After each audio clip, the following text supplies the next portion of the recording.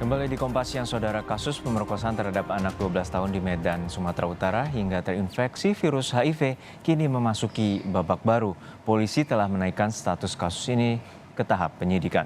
Sedikitnya 8 orang telah diperiksa sebagai saksi atas kasus dugaan pemerkosaan ini. Namun polisi belum mau terburu-buru untuk menetapkan tersangka.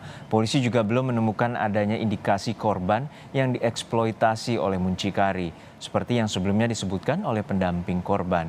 Namun polisi menemukan indikasi kekerasan seksual terhadap korban.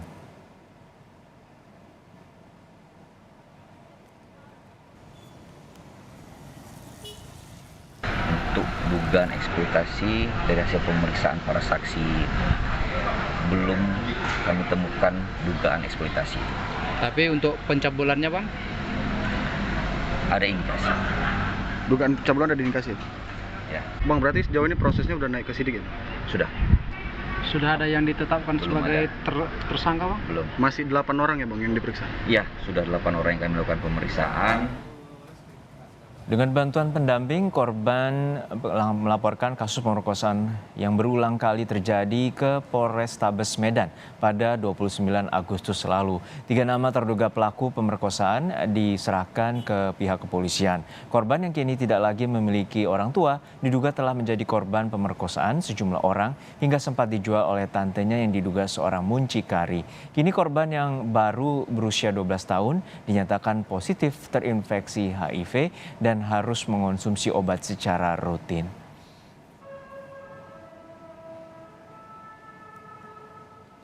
Dan untuk mengetahui informasi selengkapnya, kita segera bergabung dengan jurnalis Kompas TV Jaka Priyatna di Medan, Sumatera Utara. Jaka, pihak kepolisian menyatakan bahwa kasus ini telah naik ke tahap penyidikan. Namun mengapa hingga saat ini polisi belum juga menetapkan tersangka atas kasus dugaan pemerkosaan ini? Juno dan saudara, selamat siang. Benar sekali bahwa kasus dugaan anak berusia 12 tahun yang diruda paksa oleh orang-orang terdekatnya saat ini sudah ke tahap penyidikan.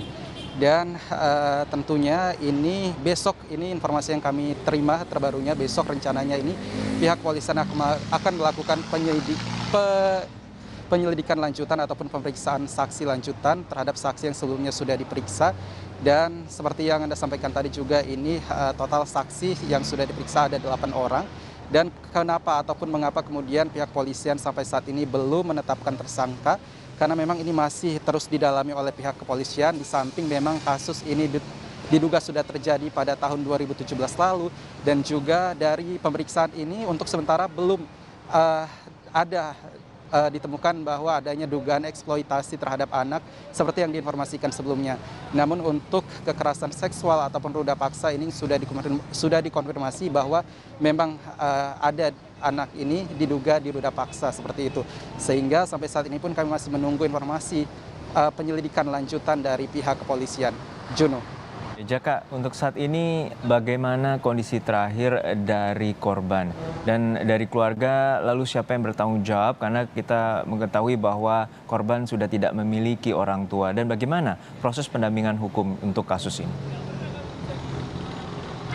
Ya, Juno, dari informasi yang saya dapatkan tadi saya sempat mengonfirmasi pada pihak pendamping hukum korban bahwa mengatakan kondisi korban sampai saat ini berangsur membaik dalam tahap pemulihan dan tentunya terus menjalani rawat jalan secara berkala ke rumah sakit.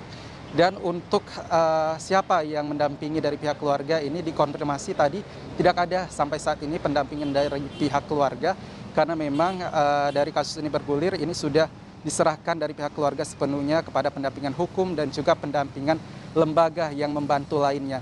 Untuk saat ini dikatakan bahwa korban berada di rumah aman yang juga tidak dapat disebutkan karena ini juga untuk melindungi privasi korban dan juga lembaga-lembaga terkait yang terlibat dalam membantu korban ini.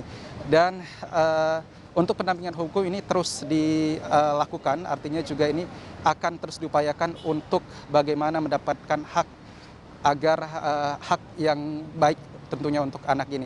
Dan tentunya untuk pemulihan psikis dan fisik ini juga menjadi fokus, karena memang sebelumnya fisik korban ini diketahui cukup bisa dikatakan tidak baik dengan beberapa gangguan pada organ dalam korban dan juga bagaimana mengembalikan pemulihan psikis korban dari trauma yang terjadi sebelumnya. Sementara kembali ke Anda, Juno.